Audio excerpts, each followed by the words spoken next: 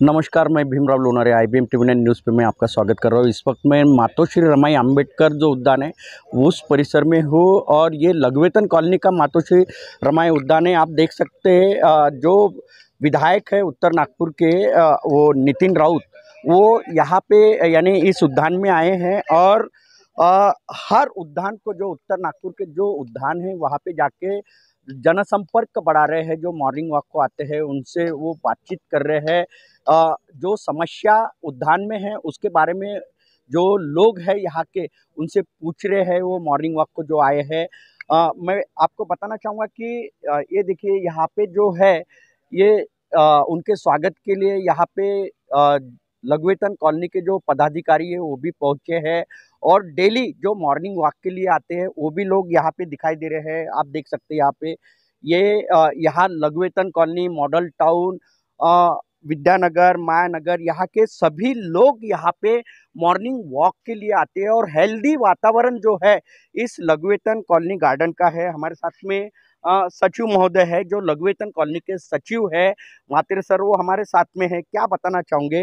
विधायक जो है हमारे नितिन राउत साहब ने वो आज यहाँ पे भेंट दी अपने उद्यान को, गार्डन को। एक अच्छी बात है, वो बीच बीच में यहाँ विजिट देते रहते हैं और अभी इलेक्शन है उस उद्देश्य से भी वो आए हैं, तो लोगों को समझाने कि कैसे वोटिंग करना है, क्या करना है। आपने कहा कि बीच बीच में वो यहाँ पे उद्यान आते, कितनी बार आई यहाँ पे?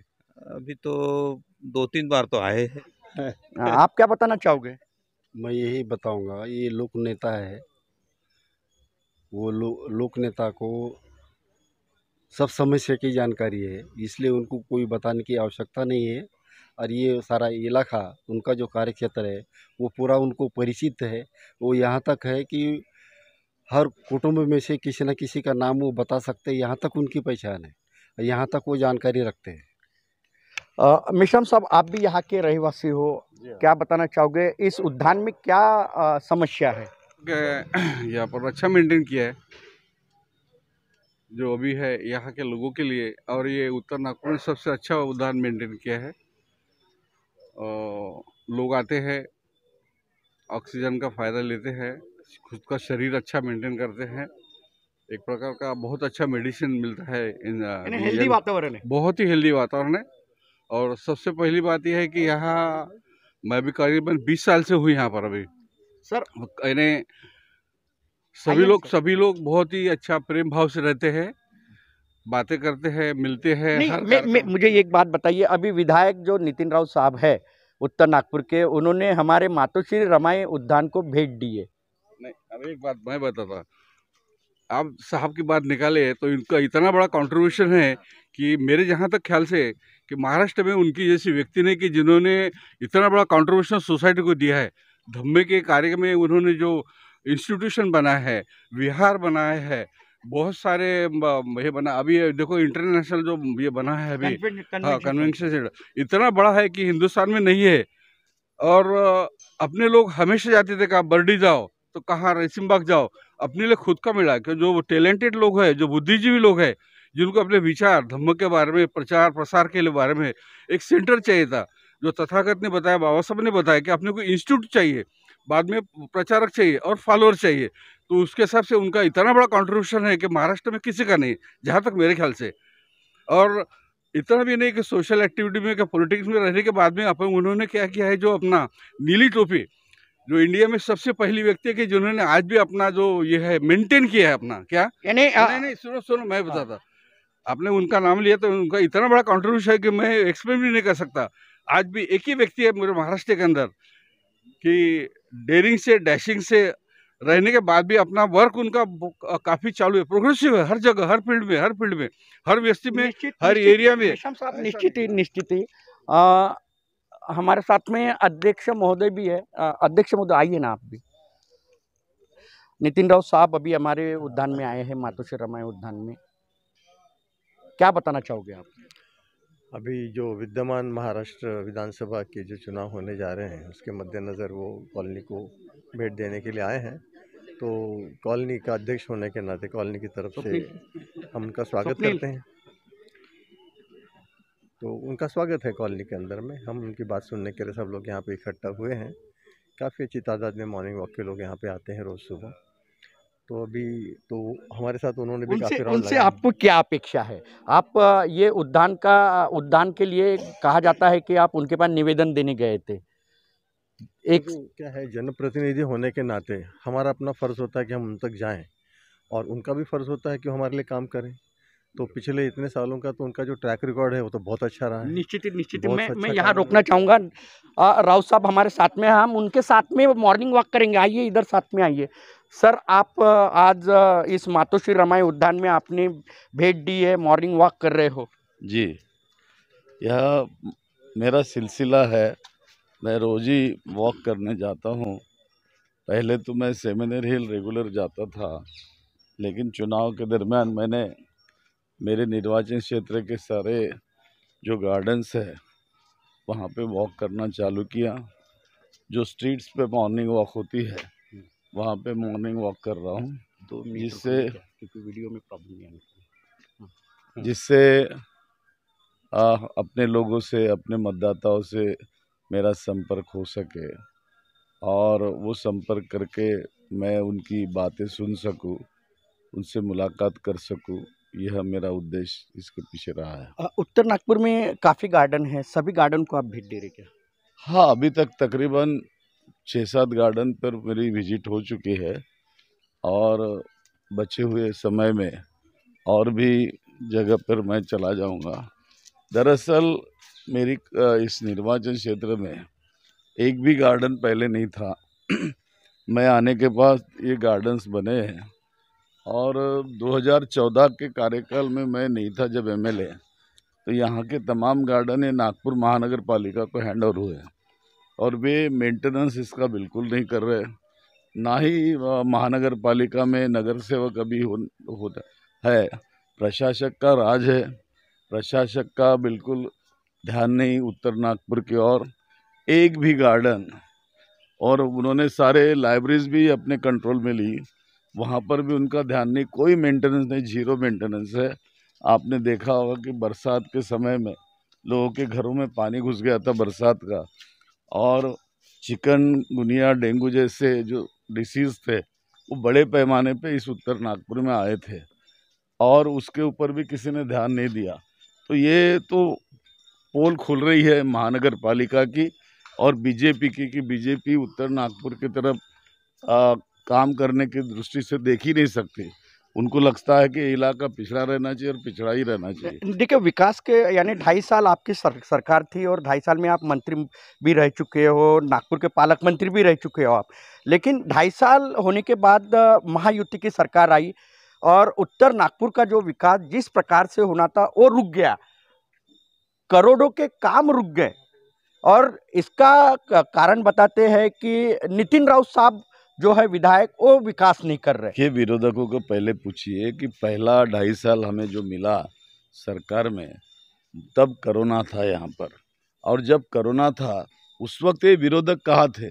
सड़क पर तो डॉक्टर नितिन राउत था कोरोना में। किसी की जान बचाना, किसी को बेड दिलाना, किसी को रेमडेसिविर इंजेक्शन दिलाना, किसी को ऑक्सीजन दिलाना, ये दिलाने के लिए नितिन राउत पहल कर रहा था, सड़कों पर था। यहाँ तक कि उत्तर नागपुर की जनता को 40,000 पैकेट्स खाने के, गरम गरम खाने के पैकेट्स रोज़ सुबह शाम मेरी जो एनजीओ है संकल्प, उसके माध्यम से जाते थे। तब ये कहाँ थे? आज जो मेंढक जैसे बाहर निकल कर कह रहे कि विकास नहीं हुआ, हमने तो ये किया, हमने तो वो किया, और मुझ पर टीका कर रहे। टीका करने के पहले उन्होंने अपने गिरेबान को झाँक कर देखना चाहिए कि उन्होंने क्या किया है। दरअसल बात यह है कि जब मैं सरकार चले गई तब 750 करोड़ के काम मेरे लॉन्च हो चुके थे, यानी उत्तर नागपुर के लिए, उत्तर नागपुर के लिए प्रोसेस में थे। यह सरकार आने के बाद इस सरकार ने उसको स्टे किया। स्टे करने के बाद हम कोर्ट में जद्दोजहद करते रहे, हाई कोर्ट में गए, और अभी चुनाव आने के कुछ दिन पहले हाई कोर्ट ने हमें उस पर रिलीफ दी और ये काम शुरू करने थे। कुछ के टेंडर्स निकले, कुछ के टेंडर आचार संहिता की वजह से रुक गए हैं। तो उत्तर नागपुर में निश्चित रूप से डेवलपमेंट का काम जो भी आपको दिख रहा है वो नितिन राउत ने किया। अगर विरोधक कहते कि नितिन राउत ने अगर कुछ नहीं किया है तो उनको पूछिए कि 2000 के पहले इस उत्तर नागपुर में तो कई एमएलए झोंक चुके हैं। तब यहाँ एक ही कामठी रोड था, उस कामठी रोड पे रोज एक एक्सीडेंट होता था। एक ही पुलिस स्टेशन था पांचपावली, रोज 4 मर्डर होते थे यहाँ पर। और यहाँ की दशा ऐसी थी कि रात को रेलवे स्टेशन से या बर्डी के बस स्टेशन से कोई अगर आना चाहे तो ऑटो रिक्शा वाला भी इंदौरा चौकी नहीं छोड़ता था, बाराखोली नहीं छोड़ता था, बिना की कांजी हाउस नहीं छोड़ता था। तो ऑटो रिक्शा वाला भी नहीं आता, तो वो डरते थे। और 250 झोपड़पट्टियाँ थी, खौफ का वातावरण था, रात को अंधेरा रहता था यहाँ पर। वो आज स्थिति है क्या? तो आज स्थिति पूरी बदली हुई है। जहाँ एक भी गार्डन नहीं था वहाँ गार्डन भी दिख रहे हैं आपको। तो ये तो नितिन राउत ने डिलीवर किया है। नहीं, निश्चित ही आपने बहुत डेवलप किया है उत्तर नागपुर में, क्योंकि पिछड़ा इलाका था उत्तर नागपुर जो विधानसभा क्षेत्र है। आप आने के बाद इसका डेवलपमेंट हो गया, लेकिन अभी जो 2.5 साल में जो विरोधक का कहना है, तो इस पे आपकी क्या टिप्पणी है?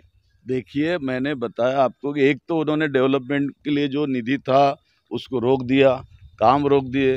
दूसरा, महानगर पालिका के पास पूरा इलाका आने के बाद भी उन्होंने किसी भी प्रकार का तवज्जो नहीं किया। महानगर पालिका के पास प्रशासक बैठना यानी बीजेपी का कार्यालय जैसा हो गया था। बीजेपी के नेता जहां बोले वहां महानगर पालिका काम करती थी, आज भी कर रही है। लेकिन यहाँ उत्तर नागपुर को देखने का नजरिया सौतेला रहा है। तो सौतेलापन जो बीजेपी ने इस उत्तर नागपुर में दिखाया है, ये कोई आज की बात नहीं। वो चाहते ही नहीं कि दलित समाज का इलाका डेवलप हो, बैकवर्ड इलाका डेवलप हो। इनका टैग बना रहे बैकवर्ड का। अरे हम तो टैग मिटाने लगे हैं उत्तर नागपुर का कि हमें बैकवर्ड मत समझिए, हम तुमसे आगे हैं और हम बता सकते हैं कि कैसे आगे करें। नहीं, नितिन राव साहब, हमने देखे हैं कि दक्षिण पश्चिम विभाग जो देखे हमने, यानी नागपुर का जो दक्षिण पश्चिम जो है, जहाँ पे देवेंद्र फडणवीस जी है रहते हैं, उनके इलाके में कितना डेवलपमेंट दिखाई देता है। ये जो फुटपाथ भी दिखते हैं तो वो साफ सुथरे दिखते हैं, लेकिन उत्तर नागपुर में ये जो है फुटपाथ पे भी अतिक्रमण है, ऐसी उनका कहना है।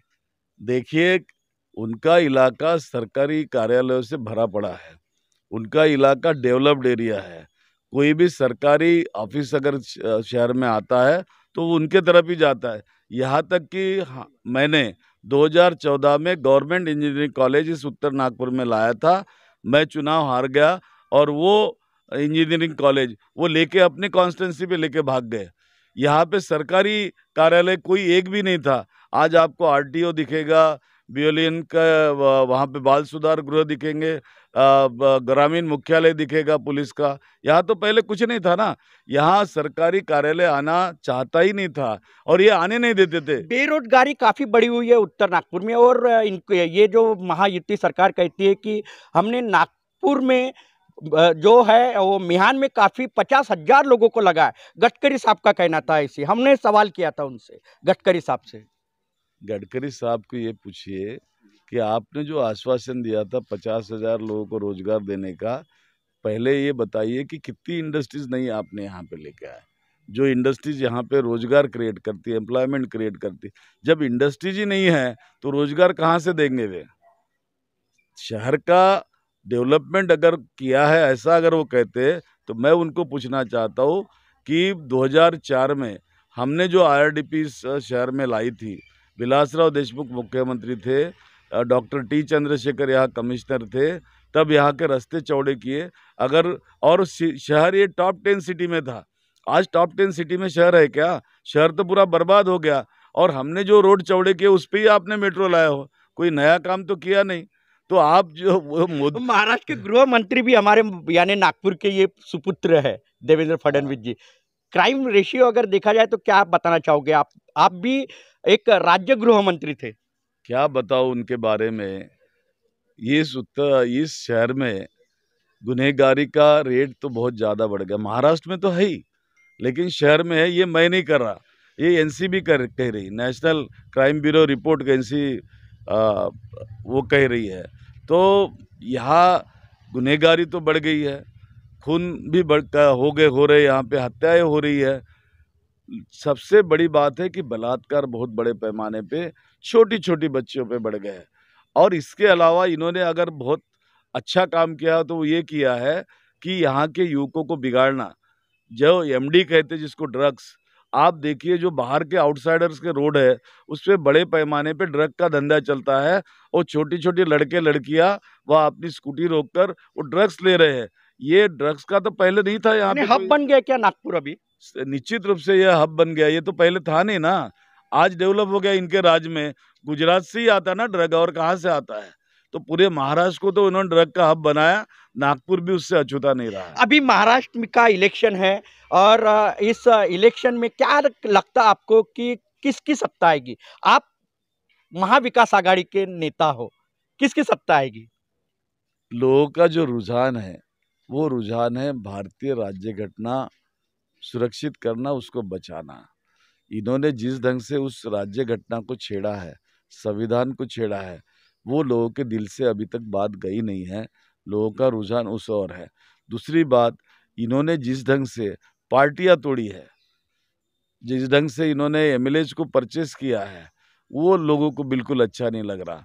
और ये इनकी बातें आज भी रिलीजन पे ही चलती, धर्म के नाम पर ये वोट मांगना चाहते हैं, इनको विकास के नाम पे वोट नहीं मांगना है। और भ्रष्टाचार का तो खजाना है इनके पास, जो पैसे जिस ढंग से बांटे जा रहे चुनाव के जस्ट पहले, तो ये भ्रष्टाचार नहीं है तो क्या है? और यानी सरकारी भ्रष्टाचार हो गया ये। लोग चुनाव में ओपनली लाडली बहन की उदाहरण दे रहे हो आप? लाडली बहना समझे या कोई भी समझे, लाडली बहना इतनी ही लाडली अगर है तो उस बहना को रोजगार क्यों नहीं दिया? धोखा देगी क्या वो? रोजगार क्यों नहीं दिया? वो नौकरी चाहती है, वो नहीं चाहती 1500 रुपया मिले। अरे 1500 रुपये में उसके बच्ची का ड्रेस भी नहीं आता है, 1500 रुपये में 10 दिन की सब्जी नहीं आती, आज गैस का सिलेंडर नहीं आता, तो कौन सी बहना वहाँ खुश होने वाली? इन्होंने बहनाओं की जिंदगी महंगाई से बिगाड़ दी है। महंगाई के रेट इतने बढ़ गए, केरोसिन का रेट बढ़ गया, गैस सिलेंडर का रेट बढ़ गया, सब्जियों के रेट बढ़ गए, यहाँ तक कि जो प्याज है, जो आंखों में आंसू लाता है, और ज्यादा आंसू ला रहा है वो।